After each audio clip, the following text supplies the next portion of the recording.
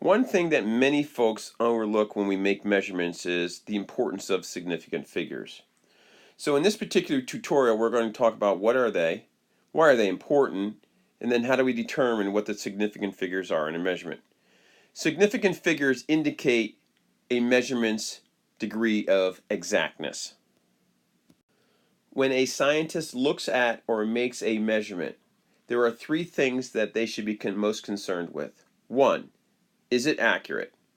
2. Is it precise? And 3. What is its exactness or resolution of that particular measurement? Exactness/resolution is mostly defined by the number of significant figures in that particular measurement.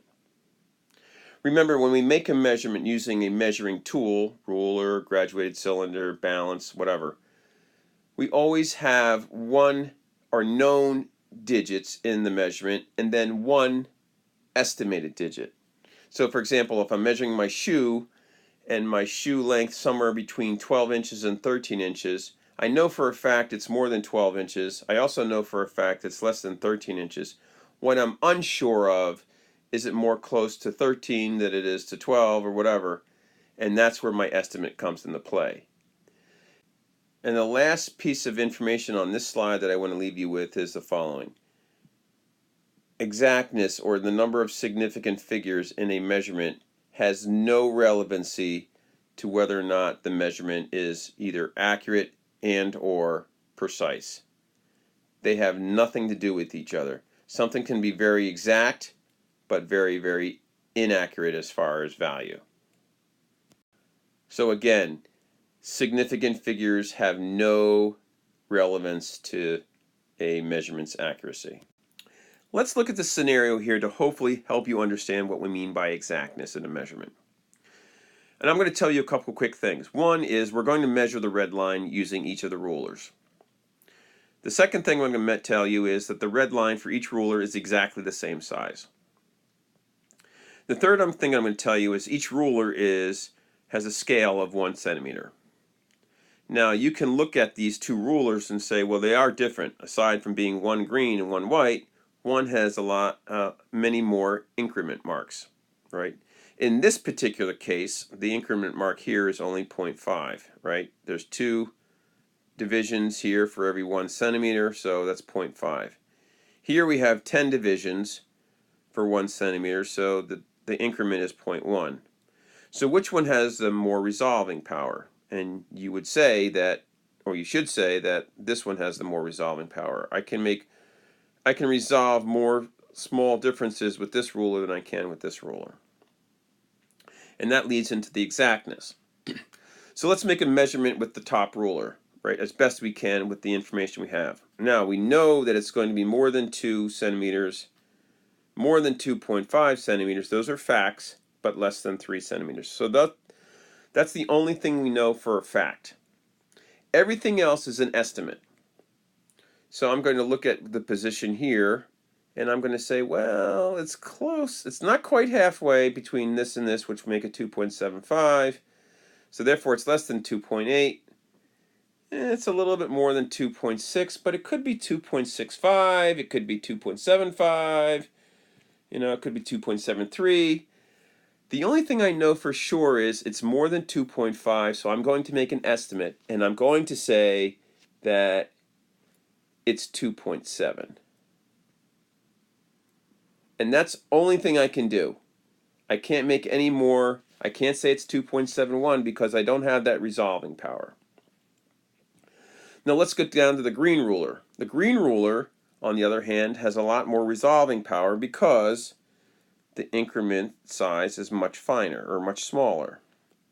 So I can now say for sure that my line is more than 2.5 and less than 3, but I also know it's more than 2.6, less than 2.8, and it looks to be pretty close to 2.7. And I know that for a fact. It's very close to 2.7. What I don't know is it 2.71? Is it 2.69? I'm going to say that it's a little bit more than 2.70, So I'm going to say that it's 2.71 centimeter. Now, looking at these two numbers, which one of these numbers is more exact? Right? Again, has nothing to do with accuracy, it just has to do with exactness. Based on these two tools, you would say, hopefully, that this one has more exactness to it.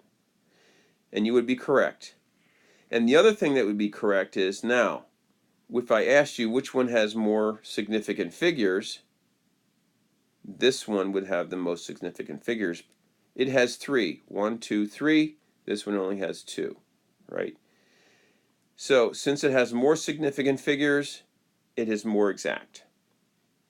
Now let's go to the next slide and show you how we determine which numbers in a measurement are significant.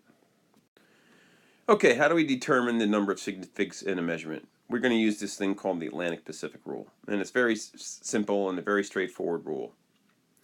Picture the United States, the continental United States. On one side of the continental United States is the Atlantic Ocean. On the other side of the continental United States is the Pacific Ocean.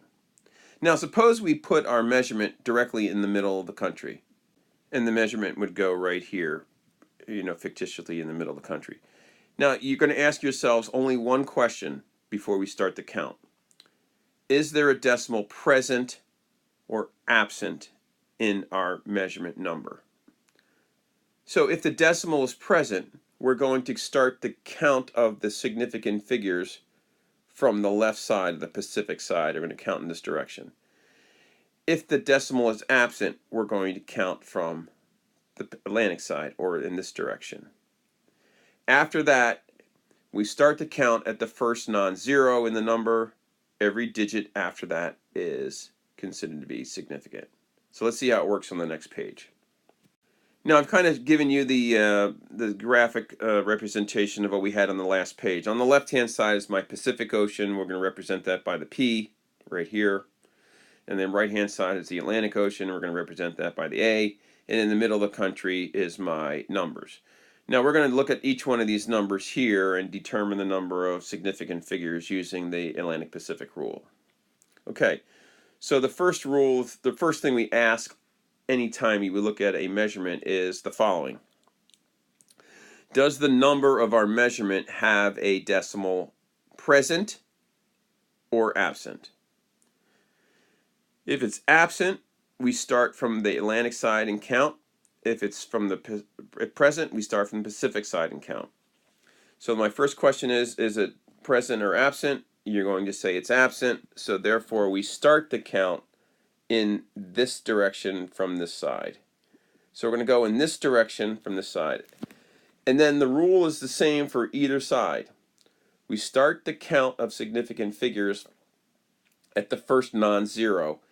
Every digit after that in the direction of the count is significant. So first non-zero. So that's a 0, that doesn't count. That's a 0, that doesn't count. 5 counts. There's nothing after that, so we have a number of 1. Next one, is there a decimal present or absent? You would say that there is present, so we're going to count from this side. Same rule as before, first non-zero, everything after that counts. Here's my first non-zero, 2, 3, 4. So this has 4 significant figures. And we can continue to work our way down. Is the decimal present or absent? There's a decimal, so it's present. So we're going to count from this side again. Again, start for the first non-zero. Everything after that counts. So 0, 0, 0, non-zero, the 5. There's nothing after the 5, so we only have 1. Next one, again, has a decimal right here, so we count from this side again. And what's the count? We count everything starting with the first non-zero, 0, 0, 0, 5, first non-zero. Everything after that counts, 2, 3. Next one is decimal present or absent. there is no decimal, so it's absent, so we count from this side. And how many do we have? Well, we're going to count them. 1, 2, 3. So the answer is 3. And then the last one is the decimal present or absent. It's present, so we count from that side. And if you do the count correctly again, first non-zero, everything after that counts, there's 3. All right, so that kind of gives you, I quickly went through that, but hopefully you get an understanding of how to count, which side to count from. Basically, the question is there decimal present or absent? Count from the correct side. It's always the first non-zero.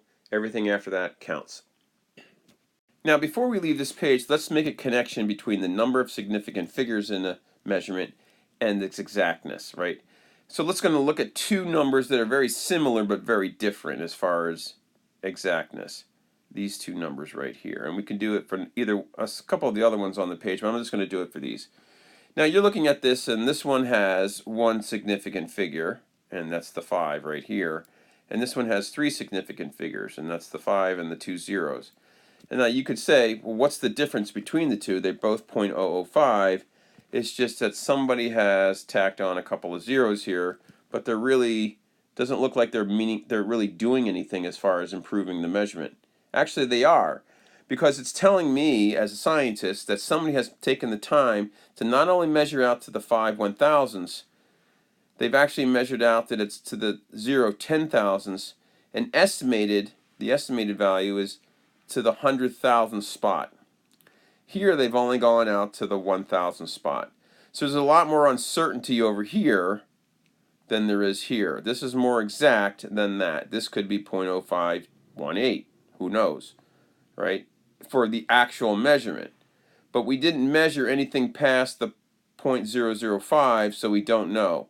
Here we did measure something past the 0.005, and so we have a lot more certainty, a lot more exactness at this number than we do with this number. And that's why the number of significant figures is higher here than it is here.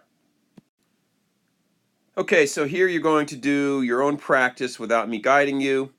So you're going to look at these numbers here, these measurements. You're going to tell me how many significant figures are in each one of these measurements. Put that number here. And then you're going to tell me which of these numbers in this particular measurement are significant. So for example, if you say that both ones are significant, you would say both ones, right? If you say in this one here, only the first 3 digits are significant, you're going to say 3 digits and then 1, 2, 0, whatever. So when you're ready, stop the video, write the information down, work the problems, and then restart the video when you want the answers. So stop the video now.